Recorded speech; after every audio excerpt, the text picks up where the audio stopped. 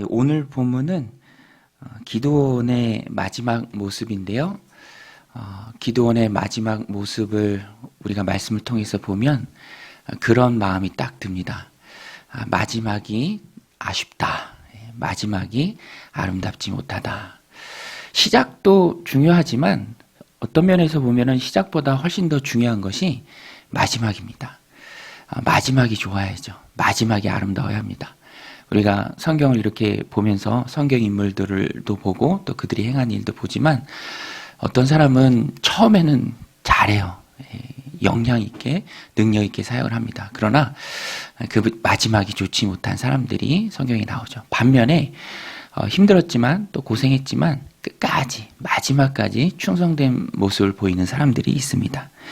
그런데 기드온은 마지막이 좀 아쉬운 사람이고요. 또 끝이 좋지 않은 사람입니다. 오늘 말씀 23절에 보면 기드온에게 사람들이 가서 미디안 13만의 대군을 물리쳤으니까 왕이 되어주세요라고 사람들이 말합니다. 아들이 우리를 다스려 주시고 손자가 우리를 다스려 주시고.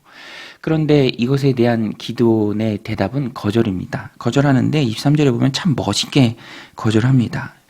23절에 보면 기드온이 그들에게 이르되 내가 너희를 다스리지 아니하겠고 나의 아들도 너희를 다스리지 아니할 것이요. 그 다음에 뭐라고 합니까? 여호와께서 너희를 다스리리라 하니라. 참 멋있죠. 얼마나 멋있는 말입니까?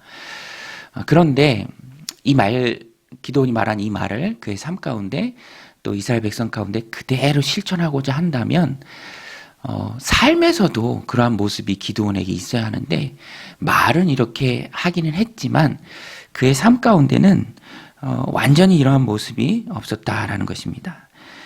정말로 하나님이 너희의 왕이시다. 여호와 하나님이 너희를 다스릴 것이다 라고 기드온이 말했다면 자기는요. 자기가 지금까지 해온 일이 있기 때문에 조용히 있어야 합니다. 역사에서 조용히 있어야 돼요. 그리고 정말로 하나님께 영광을 돌리고 이스라엘 백성의 온 시선이 하나님을 향해서 그 하나님의 다스림과 통치를 받도록 자신은 옆으로 비켜주어야죠. 그것까지 해야 합니다. 그런데 그렇게 하지 못했고요.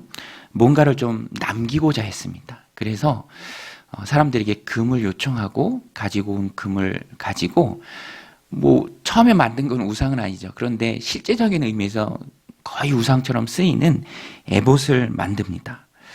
왜 에봇을 만들었을까?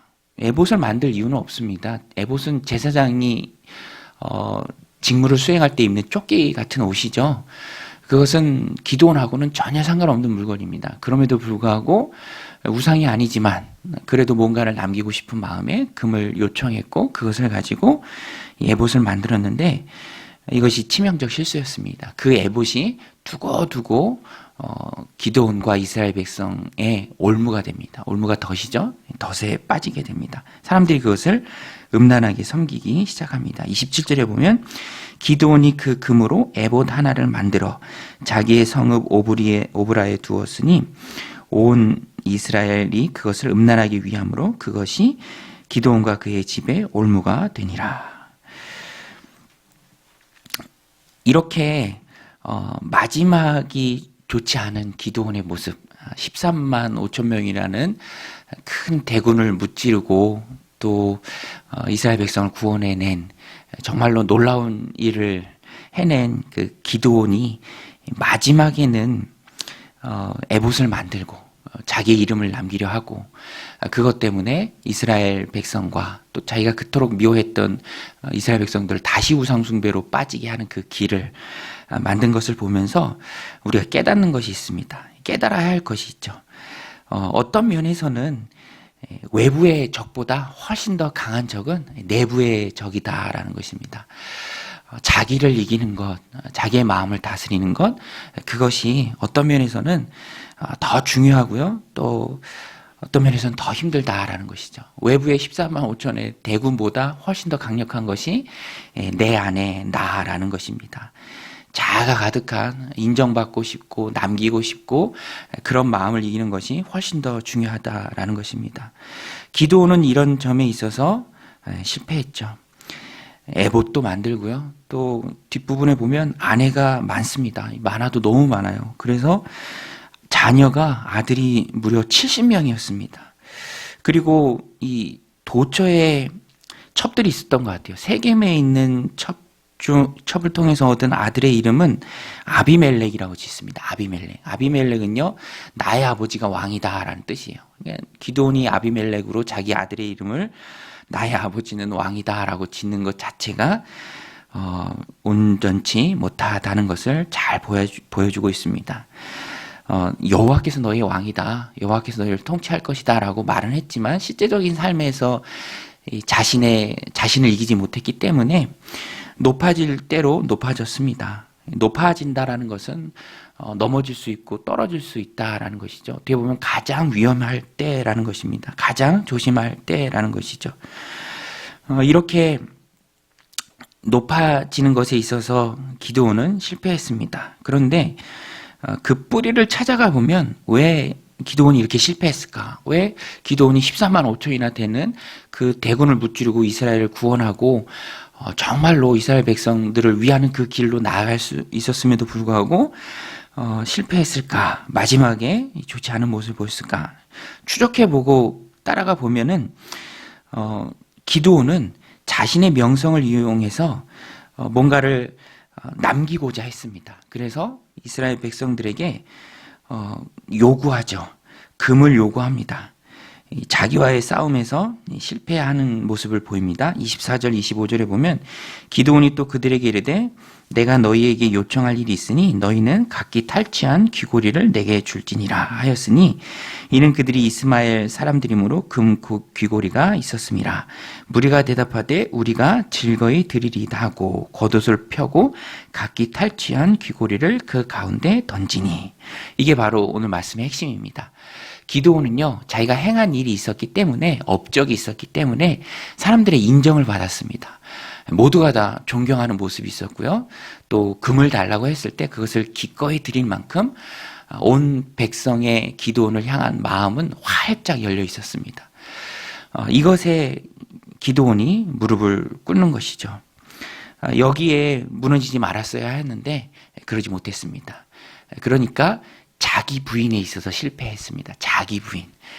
우리가 어떤 업적을 남깁니다. 큰 일을 해요. 그러면 그 다음에 우리가 보여야 할 모습은 드보라의 찬양입니다. 하나님이 이기게 해주셨다. 하나님께 영광을 돌리는 거죠. 드보라가 얼마나 아름답게 하나님을 찬양합니까? 모든 영광 받으실 분은 하나님이시고 하나님이 하셨다. 나는 그저 무익한 종이다. 하나님 쓰시는 도구에 불과하다. 그리고 마지막에 사라지는 모습을 보여야 하는데 온 백성이 자기를 추앙하니까 왕을 막 시키려고 하니까 그것을 이용해서 이제 요구도 하고 그래서 에봇을 만들고 너무너무 안타깝죠. 본을 보여주지 못합니다. 그래서 더욱 안타까운 것은 우상을에게서 구원했던 기드온이 결국에는 이스라엘 백성들을 다시 우상 숭배의 길로 들어가게 합니다. 기드온이 본을 전혀 보여주지 못하니까 기드온이 죽자마자 이스라엘 백성은 다시 우상 숭배에 빠지죠. 33절, 34절 말씀인데요. 기드온이 이미 죽음에 이스라엘 자손들이 돌아서서 바알들을 따라가 음행하였으며 또 바알브릿을 자기들의 신으로 삼고 34절 이스라엘 자손이 주의 모든 원수들의 손에서 자기들을 건져내신 여호와 자기들의 하나님을 기억하지 아니하며 하나님도 기억하지 못했습니다. 그래서 지도자 한 사람이 너무너무 중요한 것이죠. 이스라엘 백성을 구원했던 지도자 기드온은 마지막에 아름답지 못한 모습을 보였다라는 것입니다. 나중에는요 70명의 아들 우리 9장 되면 또 나오는데 아비멜렉이 반역을 일으켰어요. 그 많은 아내와 첩들을 통해서 낳은 그 70명의 아들이 아비멜렉 반란을 통해서 또 하루아침에 죽게 된다라는 것입니다. 이런 이 기드온의 철저한 실패 그 중심에는 자기 부인이 없었습니다. 권리, 자기가 얻을 수 있는 권리, 누릴 수 있는 권리 그것을 포기하지 못하는 모습이 있었다라는 것입니다. 자기 부인과 권리 포기가 교만으로부터 우리를 지켜주는 영적인 방부제입니다. 당연히 누릴 수 있는 권리고 당연히 누린다고 누가 아무 말 하지 않지만 그럼에도 불구하고 내가 먼저 그것을 거절하는 것이죠. 그것이 나를 하나님 앞에서 온전하게 세운다라는 것입니다. 신약 성경에 와서 보면 이것을 잘 실천했던 사람이 바로 바울입니다. 위대한 사도로 놀랍게 사역했지만 항상 권리를 포기했습니다. 당연히 받을 권리가 있었지만 그것을 스스로 내려놓았습니다. 그 권리를 사용하지 않았습니다. 오히려 바울은요, 밤낮으로 일하며 사역했습니다. 스스로 본을 보인 것이죠. 데살로니가후서 3장 8절 9절에 보면 밤낮으로 일했다는 것이 자비량 사역을 했습니다. 바울은. 그래서 그것이 본을 보이는 것이죠. 자기 자신을 위한 일이고 또 그런 자기 자신을 본받으라라고 성도들에게 보여준 것입니다. 데살로니가후서 3장 8절 9절에 보면 누구에게서든지 음식을 값없이 먹지 않고 오직 수고하여 애써 주야로 일함은 너희 아무에게도 폐를 끼치지 아니하려 함이니 우리에게 권리가 없는 것이 아니요 오직 스스로 너희에게 본을 보여 우리를 본받게 하려 함이라. 본을 보여주는 것이 사역의 가장 큰 열매인 줄로 믿습니다. 기드온이 이것을 알았다라면, 그래서 큰 승리 후에 자신이 누릴 수 있는 모든 권리도 다 내려놓고 오로지 이스라엘 백성들이 하나님께로 돌아갈 수 있도록 그 하나님의 통치와 다스림을 받을 수 있도록 했다면 더 아름다운 모습이 있었겠죠. 이것이 바로 사사기의 한계입니다. 나중에 다윗은 이것을 해내죠.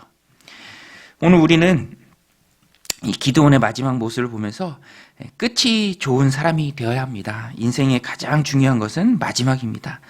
어떻게 끝까지 좋은 삶을 살아갈 수 있습니까?